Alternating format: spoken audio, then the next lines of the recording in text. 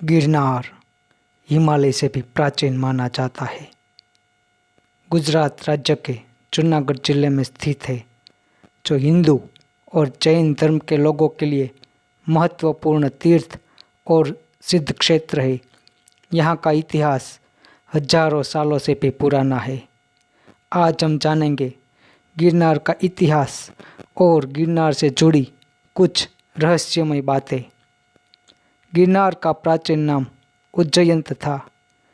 गिरिनगर या रेवतक नाम से भी जाना जाता था। गिरनार के प्रमुख शिखर में अम्बा माता, नेमिनाथ, गोरखनाथ, दत्तात्रेय और कालका शिखर है। सबसे ऊंचे शिखर का नाम गोरखनाथ है, जिनकी ऊंचाई 3600 फुट से भी ज़्यादा मानी जाती है। यहाँ पर हर साल लाखों लोग दर्शन करने के लिए आते हैं। साथ में यह क्षेत्र एशियाटिक शेरों के लिए भी विख्यात है। यहीं पर सम्राट अशोक द्वारा लिखित शिलालेख भी है, जो हमें प्राचीन इतिहास में ले जाता है। गिरनार क्षेत्र में इतने दर्शनीय स्थल है कि जिसे अच्छी तरह से देखने के लिए यहाँ पर आपको कम से कम 4 से 5 दिन तक समय निकालकर रुकना पड़ेगा। आज हम गिरनार से जुड़ी कुछ रोचक बातें जानेंगे। तो सबसे पहले देखते हैं गिरनार का इतिहास। हिंदू प्राचीन शास्त्र पुराणों में गिरनार का उल्लेख मिलता है, जिसके मुताबिक उस समय सब पर्वतों के पंख हुआ करते थे और वो आकाश में उड़ सकते थे। लेकिन जब वो पर्वत नीचे आते थे तो कई लोग उसके नीचे दबकर मर जाते थे। इसीलिए देवों के राजा इंद्र सब पर्वतों के पंख वज्र से काटने लगे। तब रेवतक यानी कि गिरनार यहाँ पर छिप गया था, और जब इंद्र ने गिरनार के पंख काटे तब एक आशीर्वाद भी दिया कि तुम्हारे ऊपर सब देवताओं और ईश्वर का वास हमेशा रहेगा। तुम्हारी गोद में संतों, सिद्धों और भक्तों का मेला लगता रहेगा। गिरनार ज्वालामुखी द्वारा निर्मित एक पहाड़ है, जहाँ पर सिद्ध 84 संतों और योगियों की तपोभूमि है। शूरवीर सतियों की पवित्र भूमि है। यहाँ पर अनेक राजा, महाराजा, साहित्यकारों और कवियों की भूमि है। कई सदियों से यहाँ पर शिवरात्रि का मेला और लिली परिक्रमा का आयोजन होता है। यहाँ परिक्रमा 37 किलोमीटर पैदल जंगल में और पहाड़ियों में चलकर करनी होती है। प्राचीन काल में यह परिक्रमा सिर्फ साधु संत लोग ही करते थे, लेकिन अब हर साल तकरीबन 10 लाख लोग ये परिक्रमा करते हैं, जिनमें भजन, भोजन और भक्ति का त्रिवेणी संगम होता है। गिरनार पर्वत का गोरखनाथ शिखर 3600 फुट से भी ज़्यादा ऊंचा है, लेकिन ऊपर जाने के लिए बहुत ही सुंदर सीढ़ियों की व्यवस्था की गई है। ये सीढ़ियाँ बहुत ही प्राचीन है और उसके निर्माण का इतिहास भी बहुत रोचक है। जब गुजरात को विजयी बनाकर उदयन मंत्री लौट रहे थे, तब युद्ध में बहुत जख्मी होकर वो अपनी अंतिम सांसें गिन रहे थे। तब उदयन मंत्री ने अपने बेटे बाहड़ को पास बुलाकर एक चिट्ठी दी, जिसमें उसने अपनी अंतिम इच्छा जताई थी, और उसकी अंतिम इच्छा यह थी कि गिरनार पर्वत पर सीढ़ियों का निर्माण किया जाए। बाहड़ मंत्री ने अपने पिता को वचन दिया और उसके साथ ही उदयन मंत्री की मृत्यु हो गई।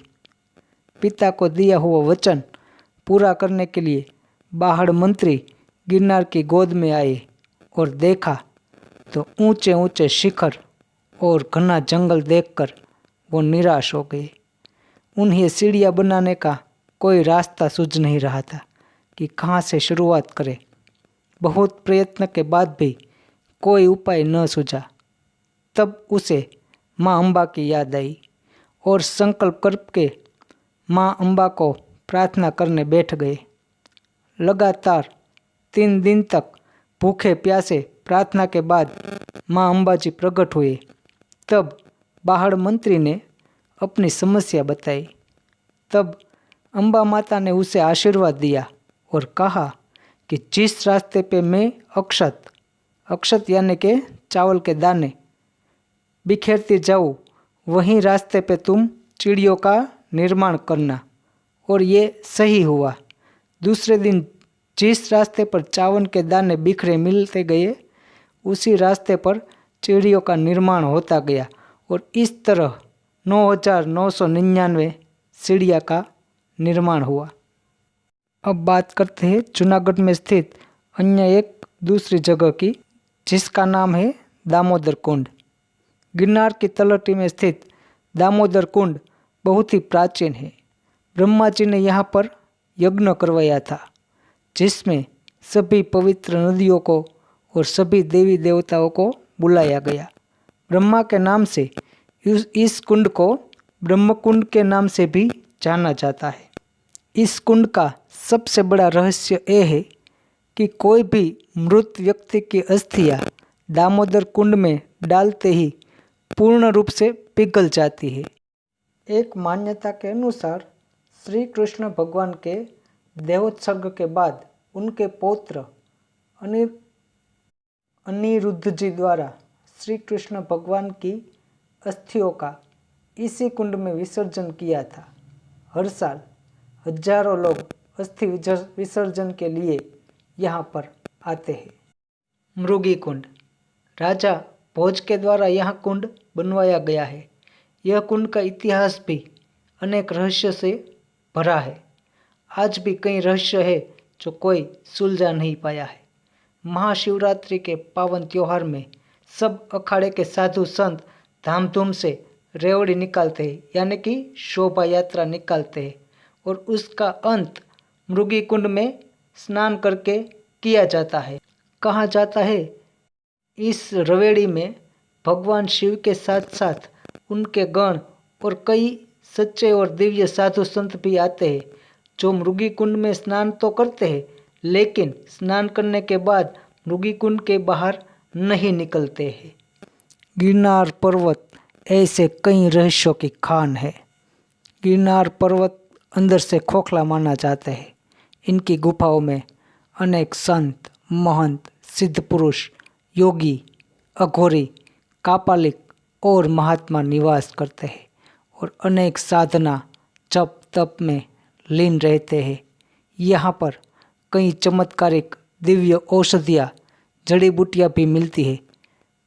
ऐसी ही कुछ दिव्य औषधियों की बात हमने यहाँ पर वीडियो में रखी हुई है।